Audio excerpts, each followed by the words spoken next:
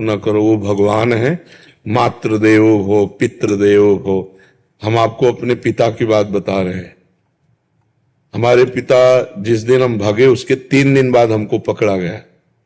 खोजबीन सब शुरू हुई तो 3 दिन बाद पकड़ा गया कि एक गोरा लड़का है वहां जंगल में देवी के मंदिर में रह रहा है।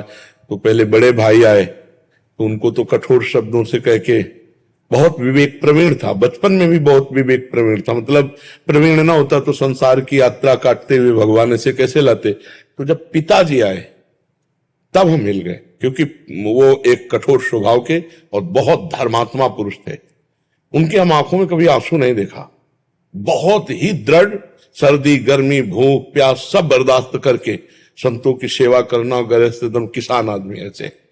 तो जब वो आए तो हमारे मन में आया कि मारेंगे अगर हम आंख खोलेंगे, बात करेंगे तो उत्तर हमारा मानेंगे नहीं है, और इनकी हम अवहेलना कर नहीं सकते। तो आंख मूंद के बैठ गए। जो ही देखा पिताजी आ रहे सो आंख मूंद के बैठ। वो नजदीक आए अपने स्वभावश, उठ खड़ा हो, नहीं खड़े हुए। खड़ा हो, नहीं खड़े।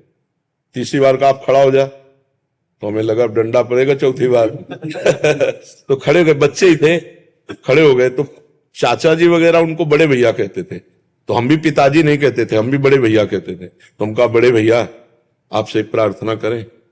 उनका बताओ। हम कहा ये जिंदगी भगवान के नाम है, आप चाहे काट डालो ना घर जाएंगे ना आपकी बात मानेंगे। तो हम उनकी कृपा की बात बता रहे। तो एकदम चैप्टर बदल गया, जैसे भगवान की कृपा ना। तो उनका सच्ची, हम कहा आपसे सच्ची बात कह रहे हैं, घर नहीं जाओगे करना, कभी जिंदगी में ब्याह नहीं करोगे करना। बोले खड़े हो जाओ। खड़े हो गए, ऐसे छाती से लगाया, कहा राम राम राम। 3 बार ऐसे छाती से लगा, राम राम राम ऐसे कहा। तो कहा जाओ, अगर ऊसर में भी बैठोगे तो फूलों की वर्षा होगी। जाओ, जिंदगी में कभी तुम्हारा कोई बाल बांका नहीं कर सकता।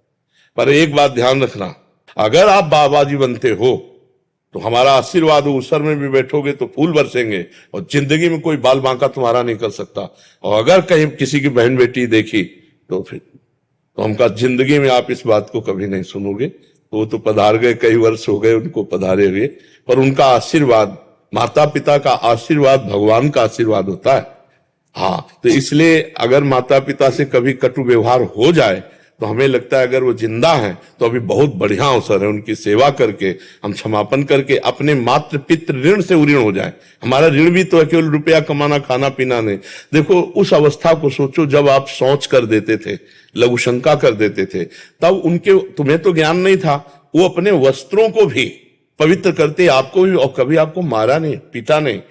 जब आप अबोध अवस्था में थे, अब आप बोधवान हुए तो आप उनको कटु वचन बोले, अगर उनकी सेवा ना करें। देखो बूढ़े माता पिता ऐसी स्थिति आ जाती है कि उठना मुश्किल होता है, अपनी सेवा करना मुश्किल होता है। अच्छा, स्वभाव में चिड़चिड़ापन आ जाता है। आप लाख सेवा करोगे, दूसरा कोई आएगा तो आपकी वो निंदा करेंगे कि कुछ सेवा नहीं करता, फिर भी आपको बुरा नहीं मानना उनकी सेवा। अगर ऐसा कर ले गए तो मातृदेवो भव पितृदेवो भव, माता पिता का आशीर्वाद भगवान से मिला सकता है। भगवान से, माता पिता साक्षात भगवान ही है, सब में भगवान। माता पिता तो मातृ, शास्त्र कहता है, हमारा उपनिषद कहता है मातृदेवो भव पितृदेवो भव। तो आप माता पिता की आराधना करो। जो गलती हो गई है उसका तुम्हें ताप हुआ, इसलिए समापन हो गया है। और जहां तक हो सके अर्थ प्रधान बुद्धि ना रखो, धर्म प्रधान बुद्धि रखो। पहले धर्म है, फिर अर्थ है, फिर काम है, फिर मोक्ष है। तो अर्थ भी कमाओ। अगर माता पिता के पास अर्थ भेजने से काम चल जाता है तो बढ़िया है, और नहीं बनता, आपकी जरूरत है तो आप या तो भारत आओ या उनको वहां ले जाओ, उनकी सेवा शुश्रूषा जरूर करो। क्योंकि हर आदमी यही चाहता है मेरे एक संतान तो हो ही जाए। बोले किस लिए? बोले बुढ़ापे में काम आएगा। नहीं आता है कि बुढ़ापे की लकड़ी तो है ना हमारे पास। और अब क्या होता है, नए नए बच्चे वृद्धाश्रम भेज दिए जो धन संपन्न है, और नहीं संपन्न तो घर से निकाल दिए। बड़ी अव्यवस्था वृद्धों की होती है। तो जिन घरों में बड़े बूढ़ों का अपमान होता है उन घरों में कभी लक्ष्मी सफल नहीं होती, शांति नहीं, सुख नहीं, बड़े अशांति होगी, पक्का समझ लीजिए। और जो अपने माता पिता का अपमान करते हैं उनके पुत्र कभी ऐसे प्रवीण नहीं हो सकते कि वो अपने माता पिता को सुख दे।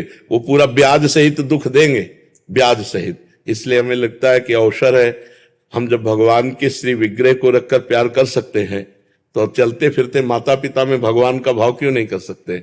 जरूर करना चाहिए। वो आपको बताए, माता का जैसा प्यार एक भगवान ही है जो दे दे, नहीं दूसरा कोई नहीं है, क्योंकि वो तो सब माताओं की माता है। नहीं तो दूसरा सृष्टि में कभी प्यार नहीं मिलता है। जो माता का प्यार होता है ना, जो माता अपने हृदय से लगा करके ना ऐसे ऐसे पुचकारती है ना, वो कहीं त्रिभुवन में नहीं मिलेगा आपको। अगर कोई प्यार करेगा ना बहुत आपको, तो आपका रूप देख के, रुपया देख के, शरीर देख के, भोग वासना की, लेकिन माँ ये सब नहीं देखती। अब भी जाए, इतने बड़े हो, घर जाओगे ना तो भोजन पाया, रास्ते में भोजन पाया तुम, अब देखो पाओ और सो जाओ, फिर बात करेंगे। मतलब वो आपको सुख देने की बात सोचेगी, आपके लिए इतने बड़े हो, लेकिन वो ऐसी बात करेगी कि जैसे लगता है छोटे बच्चे से बात कर रहे हो।